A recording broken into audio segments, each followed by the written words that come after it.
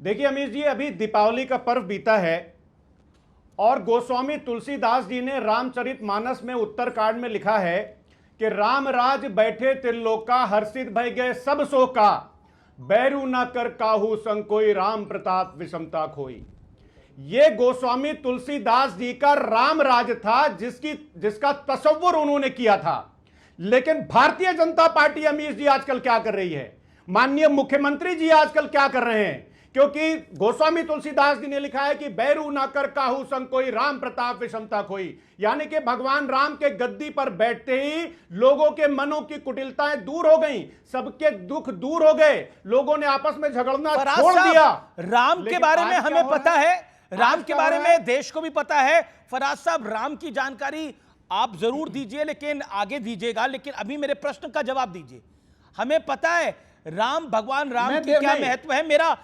मैं आपसे जो सवाल पूछ रहा हूं, राम का महत्व अगर फराज किदवई समझते हैं तो आपकी पार्टी के नेता आजम खान और बाकी सीनियर लीडर नहीं समझ रहे। दीपावली पर दिए की परंपरा है अमीर जी, सब समझ रहे हैं। दीपावली पर दिए की परंपरा है। अरे सुनिए तो, दीपक की परंपरा है जो योग्य परंपरा तो ये भी जी, और क्या कहना है? सुनिए, मैं आ रहा हूं। और परंपरा तो यह भी है कि जब दिए जलाए जाते हैं तो उनको झाड़ू लगा करके उनको हटाया नहीं जाता, उस पर पोछा नहीं लगाया जाता है। और जहां तक रही बात, अगर आप जो बोल रहे हैं राजनीतिक इस्लाम की, तो क्या है पॉलिटिकल इस्लाम? माननीय मुख्यमंत्री जी को कुछ पता है क्या? पॉलिटिकल साइंस क्या है? मुझे तो लगता है उनको भी नहीं पता होगा। क्या राजनीतिक इस्लाम यह है कि बिल्किस बानो के रेपिस्ट को माला पहना करके उनको सम्मानित किया जाएगा? क्या राजनीतिक इस्लाम यह है कि ट्रेन में एक 72 साल के बुजुर्ग की दाढ़ी नोच करके उसको मारा जाएगा? क्या राजनीतिक इस्लाम यह है कि एक चलती हुई ट्रेन में एक आदमी जाएगा और 2 लोगों का इसलिए मर्डर कर देगा कि वो मुसलमान है? क्या बात कर रहे हैं आप अमीर जी? यह देश गांधी जी का है, यह देश सरदार पटेल जी का है। अब मैं कुछ बातें करूंगा आगे तो आप कहेंगे कि साहब ये क्यों कर रहे हैं, यहां पर गांधी को क्यों लिया है, यहां पर सरदार पटेल को क्यों लिया है? लेकिन लाना पड़ेगा, क्योंकि गांधी जी ने जब सेंट स्टीफन कॉलेज दिल्ली में एक भाषण दिया था, हिंदू और मुसलमान सारे स्टूडेंट्स वहां पर थे, तो उन्होंने बताया कि जो गोपाल कृष्ण गोखले जी जो थे, जो उनके आदर्श थे, नहीं, ये गोपाल कृष्ण गोखले ने कहा था कि दिवाली पर क्रिसमस की लाइटें चलाओ। नहीं, ये गोपाल कृष्ण गोखले ने कहा था, सरदार वल्लभ भाई पटेल ने कहा था, किसने कहा था? जरूर मुझे ज्ञान दीजिए इस बात का फराज किदवई। नहीं, सरदार वल्लभ भाई पटेल ने बोला था आपको, आपकी पार्टी के नेताओं को, कि दीपावली पर दिए मत जलाओ। ये कहीं नहीं कहा आदरणीय अखिलेश यादव जी ने। ये उनके बयान को तोड़ मरोड़ करके अमीर जी पेश किया जा रहा है। नहीं, उन्होंने क्या कहा? मैं पढ़ देता हूं। उन्होंने क्या कहा? उन्होंने क्या कहा जिसको राजनीतिक इस्लाम का रूप दिया गया है? क्रिसमस के वक्त पूरे शहर जगमगा जाते हैं और महीनों जगमगा कर रखते हैं। वो लोग उन्हीं से सीख लो बस। क्यों खर्च करना बार बार दियों का और मोमबत्ती का?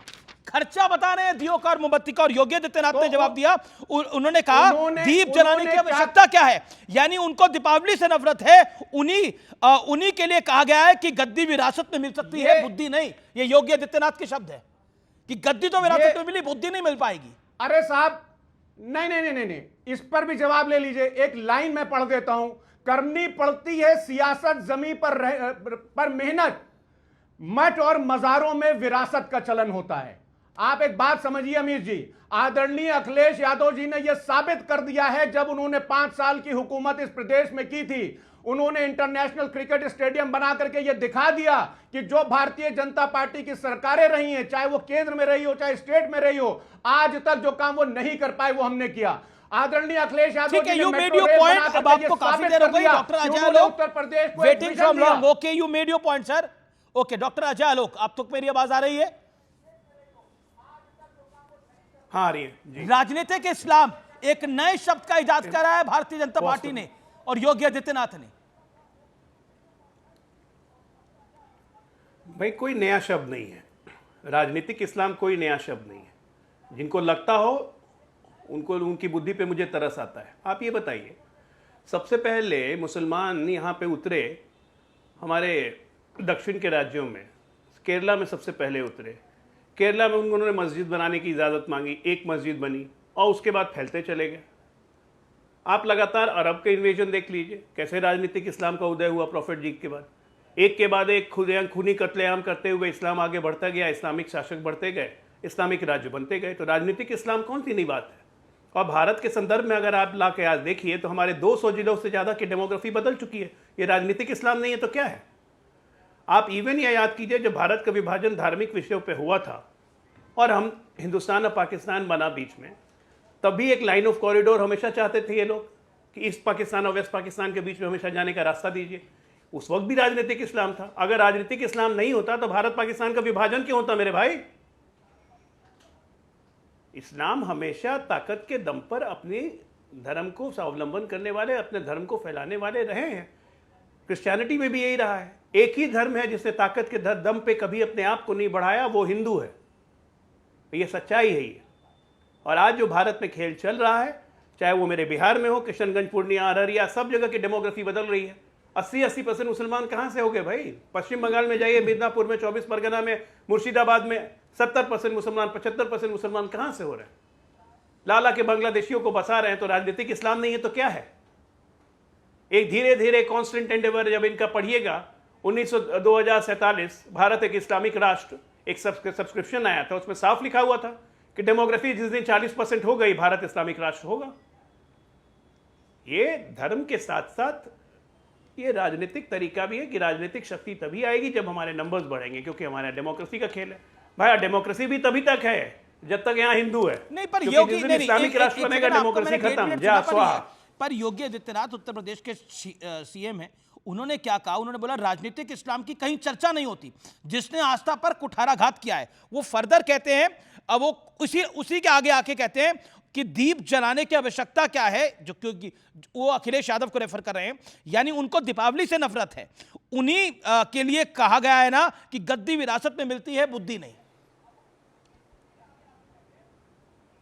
फिर इसमें गलत क्या है? आप बताइए, इसमें फिर गलत क्या है कि विरासत में गद्दी तो मिल सकती है, बुद्धि नहीं मिल सकती है?